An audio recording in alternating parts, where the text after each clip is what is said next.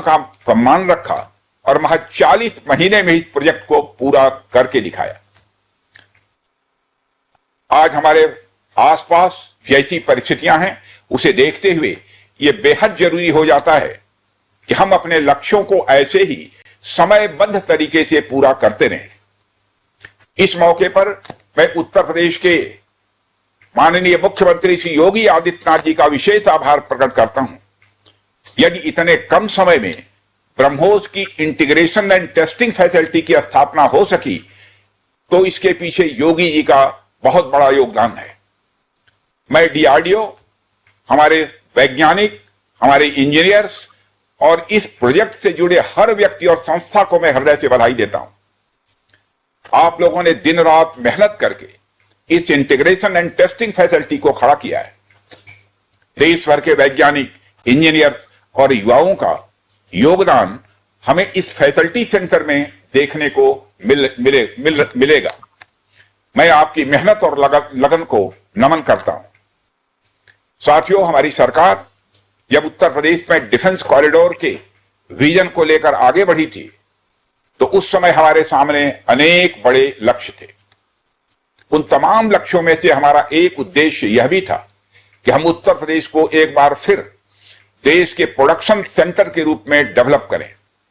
UP defence corridor Lucknow सहित कानपुर, झांसी, चित्रकूट, आगरा और अलीगढ़ से होकर गुजरता है और ये सभी नोड्स आने वाले समय में विकास के नए केंद्र बनकर उभरेंगे।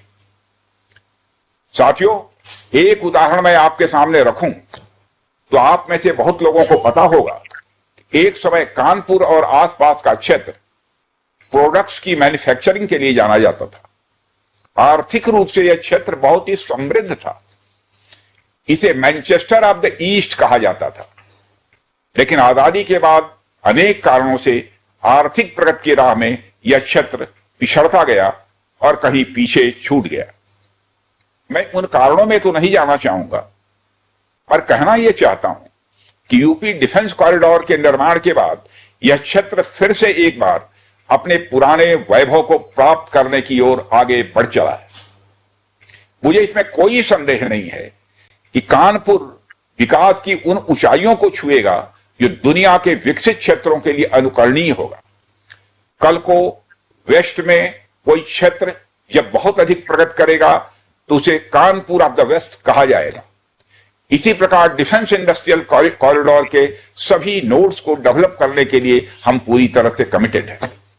मुझे यह भी बतलाया गया है कि अभी उत्तर प्रदेश डिफेंस कॉरिडोर में aircraft manufacturing, UAV, drones, ammunitions, composite and critical materials, small arms, textile तथा पैरासूट आदि में मेजर इन्वेस्टमेंट किए गए हैं। एक अच्छी बात यह है कि इस डिफेंस कॉरिडोर में हमें पब्लिक सेक्टर और प्राइवेट सेक्टर दोनों की ही बड़ी अहम भागीदारी दिखाई दे रही है। साथियों, जब मैं प्राइवेट सेक्टर की भागीदारी की बात कर रहा हूं तो मुझे यह बताते हुए बड़ी खुशी हो रही है कि लखनऊ में ही पीटीसी इंडस्ट्रीज लिमिटेड द्वारा titanium and super alloy material plants की शुरुआत की जा रही है। इसके अलावा 7 एडिशनल क्रिटिकल प्रोजेक्ट्स की भी नींव इस समय रखी जा रही है। यह निश्चित रूप से रक्षा क्षेत्र में भारत की आत्मनिर्भरता की गति को और तेज करेगा। मैं इसके लिए श्री सचिन अग्रवाल को भी बधाई देना चाहता हूं। हमारा सपना है कि उत्तर प्रदेश दुनिया के टॉप डिफेंस प्रोडक्शन और एक्सपोर्ट डेस्टिनेशन के रूप में जाना जाए। आज जो ब्रह्मोस फैसिलिटी शुरू हो रही है, मैं समझता हूं वह यूपी डिफेंस कॉरिडोर का यह गौरव होगा। यह सिर्फ उत्तर प्रदेश का ही नहीं, बल्कि देश का सबसे बड़ा BrahMos integration and testing facility centre है। यह रक्षा क्षेत्र में भारत की आत्मनिर्भरता के प्रयास को भी मजबूती प्रदान करेगा। साथियों, जहां तक ब्रह्मोस का प्रश्न है, तो आप सभी यह जानते हैं कि ब्रह्मोस दुनिया के सबसे तेज सुपरसोनिक क्रूज मिसाइल्स में से एक है। ब्रह्मोस सिर्फ एक हथियार नहीं है, बल्कि यह अपने आप में एक मैसेज है। मैसेज हमारी आर्म्ड फोर्सेस के स्ट्रेंथ का है। मैसेज दुश्मन के प्रति हमारी डेटरेंस का है, प्रतिरोधक क्षमता का है। मैसेज हमारी बॉर्डर्स की सेफ गार्डिंग के हमारी प्रतिबद्धता का है। साथियों, पोखरण परमाणु परीक्षण में महत्वपूर्ण योगदान देने वाले मिसाइल मैन और हमारे पूर्व राष्ट्रपति डॉक्टर एपीजे अब्दुल कलाम ने यह कहा भी था कि unless India stands up to the world, no one will respect us in this world. Fear has no place. Only strength respects strength. अर्थात दुनिया कमजोरों का नहीं बल्कि शक्तिशाली का सम्मान करती है। उनका विजन था कि हमें अपनी ताकत को और मजबूत करना होगा। जब तक कोई देश ताकतवर नहीं होगा, दुनिया उसका सम्मान नहीं करेगी। आज भारत दुनिया के सबसे शक्तिशाली राष्ट्रों में से एक है। हम लगातार अपनी ताकत और बढ़ा रहे हैं और मैं समझता हूं कि आज जो फैसिलिटी सेंटर शुरू हो रहा है, यह भारत की शक्ति को और मजबूत करने में सहायक होगी।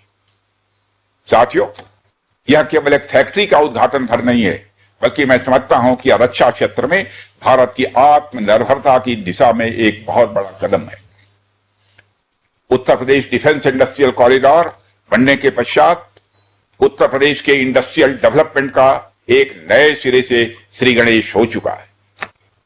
इस डिफेंस कॉरिडोर में अब तक कुल 180 के लगभग एमओयूज साइन किए जा चुके हैं, जिसमें 34,000 करोड़ रुपए का इन्वेस्टमेंट प्रपोज्ड है। आपको यह जानकर खुशी होगी कि अभी तक इस कॉरिडोर में 4,000 करोड़ रुपए का इन्वेस्टमेंट किया भी जा चुका है। साथियों, टेक्नोलॉजी डे के दिन इस हाई टेक्नोलॉजी प्लेटफॉर्म फैसिलिटी को इनागुरेट करना अपने आप में एक लैंडमार्क डे है, परंतु इसके साथ साथ यह भारत की नई इनोवेटिव एनर्जी को भी दिखाता है, जिसको हमने पिछले कुछ सालों में गति देने का प्रयास किया है। हम सब जानते हैं कि इस समय टेक्नोलॉजी के क्षेत्र में, खासकर critical high and frontier technology के क्षेत्र में बड़ी तेजी से बदलाव आ रहा है।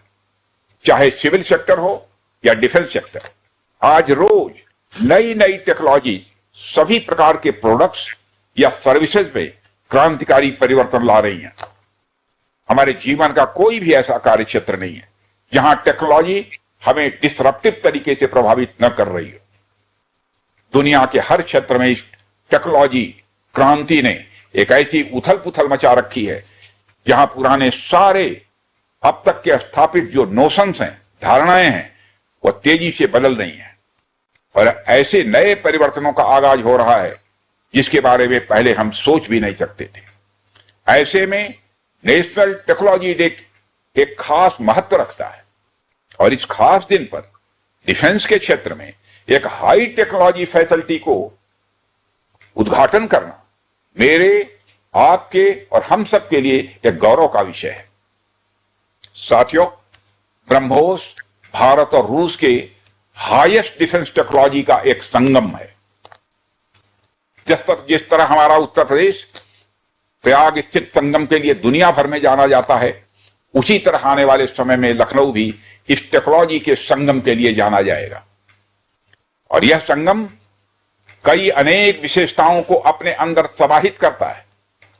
आने वाले समय में यह रोजगार के सीधे यानी डायरेक्ट और इनडायरेक्ट अवसर पैदा करेगा।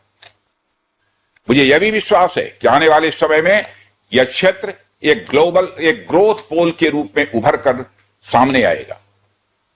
साथियों, ब्रह्मोस जैसे कॉम्प्लेक्स सिस्टम की एक खास विशेषता होती है और यह सिस्टम अनेक प्रकार के सब सिस्टम, कंपोनेंट्स और पार्ट्स से बने होते हैं जिन्हें किसी भी एक जगह पर निर्मित करना संभव नहीं होता है। यह सभी अलग अलग पार्ट्स इतने विशेष होते हैं, स्पेशलाइज्ड होते हैं, इनमें से हर एक को बनाने के लिए हाईली स्किल्ड मैन पावर और हाई टेक्नोलॉजी वाले हथियार, औजार, टूल्स की आवश्यकता होती है।